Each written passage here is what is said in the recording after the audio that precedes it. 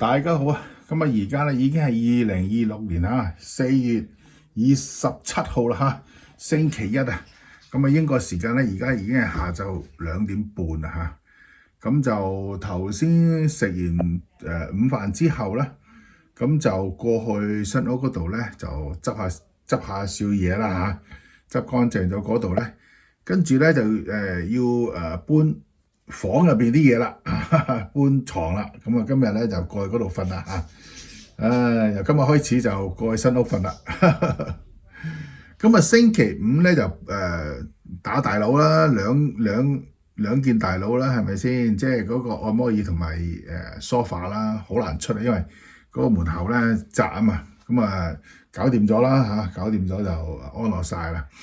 咁然後就琴日就搬咗餐台啦，同埋幫家姐即係阿婆後邊嗰度啦即係嗰個 area 咧就之前咧因為有好多嘢嘛，我哋啲嘢嘛，咁啊堆咗嗰度啦，咁而家就清晒咁啊整翻乾淨，試下喺嗰度食飯添不過最終咧都係覺得喺廳嗰度食飯好嘅，咁今日咧都會翻廳嗰度食飯咧，咁啊將個餐台咧搬去廳嗰度食飯。咁今日就係啦，咁啊開始要搬房入邊啲嘢啦咁我哋望一望先。好啦，嗱啲衣櫃啦，係嘛，衣架啦，咁然後咧就床啦，係咪？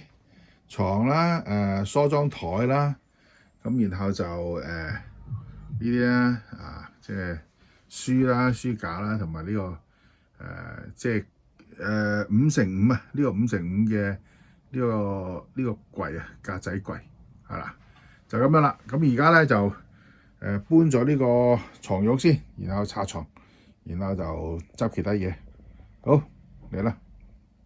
運送床褥我嘅床褥咧，我有2架呢啲咁樣嘅啲沙灘拖玩具嗰啲車仔2架，咁由嗰個床褥上去綁實佢，咁就可以推過去啦因為咧就如果擺上車咧，嗰個來籠比較窄啲因為咁樣推就方便啲OK， 好，拎過去先，運送床褥成功運到，叉繩搬上樓。2架車仔就係咁樣啦，全靠呢2架車仔一齊拍檔搬嚿床褥過嚟多謝晒拆咗床啦而家要搬去嗰邊啦。好啦，而家要搬上車啲櫃桶要搬上車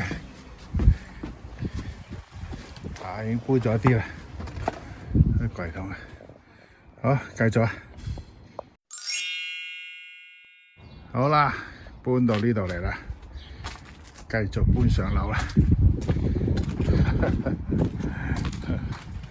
頭先啲櫃桶已經搬咗上去，繼續努力啦。2000 years later， 好啦，而家已經夜深啦砌完床沖埋涼，準備瞓覺啦。突然之間咧覺得肚餓香港人夜晚肚餓通常食咩望一望先。香港人夜晚肚餓梗係要整杯合味道杯麵啦。諗起嗰陣時去 camp， 夜晚整一杯，真係香到連嗰啲本嚟唔想食嗰啲都爬起身食合味道杯麵我最中意咖喱海鮮味。喂，冇講笑，講起口水都流啦。喂，食咗先啦。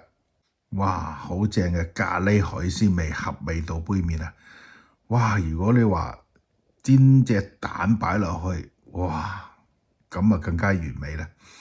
可惜今日冇攞蛋過嚟，冇計啦。好啦，原汁原味，整個咖喱海鮮味先。OK， 好啦，食完杯麵就要瞓覺啦。今日係好特別嘅日子，係第一次喺新屋瞓覺啊。OK， 各位早唞啦，拜拜。